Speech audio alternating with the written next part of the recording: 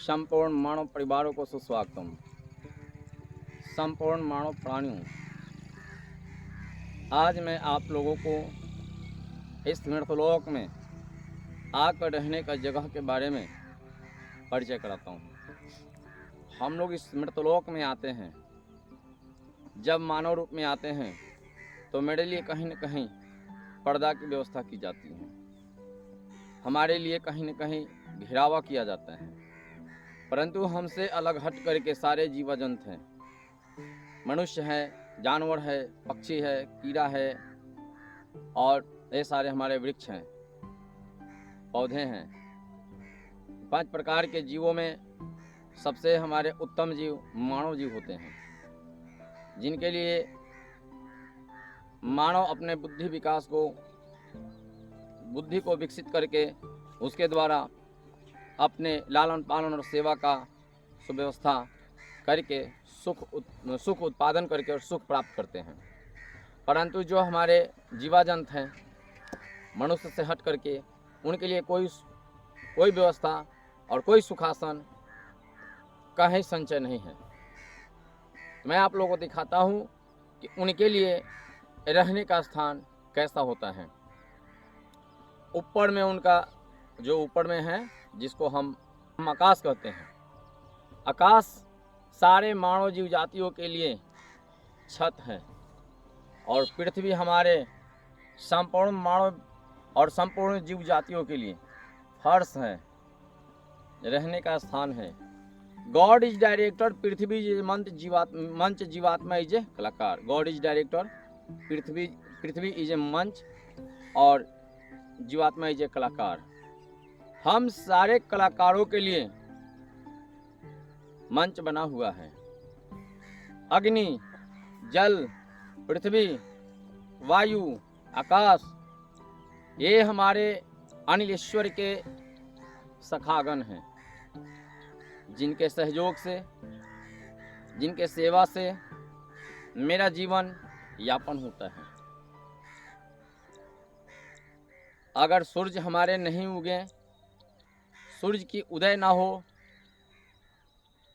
वायु की चाल ना हो, पृथ्वी का सतह ना हो, जल संचय ना हो, अग्नि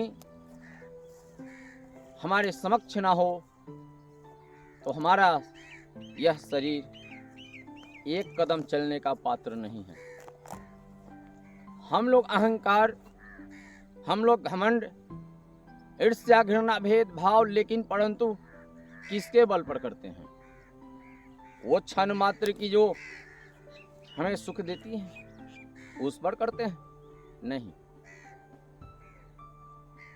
जो हमारे बार बार इस मृतलोक में आने के बाद सुख सुविधा का जिसने व्यवस्था किया है, उन सुख सुविधाजनक महापुरुष प्राकृतिक देवताओं को, प्राकृतिक भगवानों को, प्राकृतिक ईश्वरों को हमें धन्यवाद देना चाहिए, नमन करना चाहिए, क्योंकि हम कितने बार आते हैं और कितने बार जाते हैं, लेकिन हमने जो अहंकार में जो महल बनाया, अहंकार में जो व्यवस्था किया, वो सारी व्यवस्थाएं एक दूसरे के लिए हो जाते हैं। परंतु प्राकृतिक का बनाया हुआ व्यवस्था हमारे लिए बार बार होते हैं, बार बार जन्म लेते हैं और बार बार वो प्राकृतिक का व्यवस्था मेरे लिए व्यवस्थित रहता है।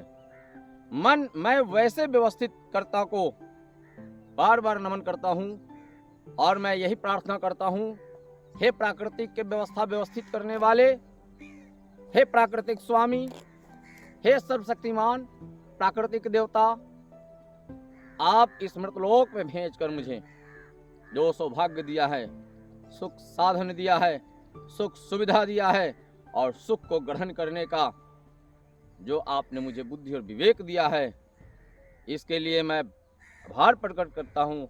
आभार प्रकट के साथ चरणों में सत सत नमन करता हूँ। मुझे आरोग्यवान बनाकर रखना, मुझे आरोग्यवान बनाकर रखना, मुझे विद्वान बनाकर रखना और मेरे मन को स्थिर रखना, चित्त को शांत रखना, बुद्धि विवेक को दिव्य गति में रखना।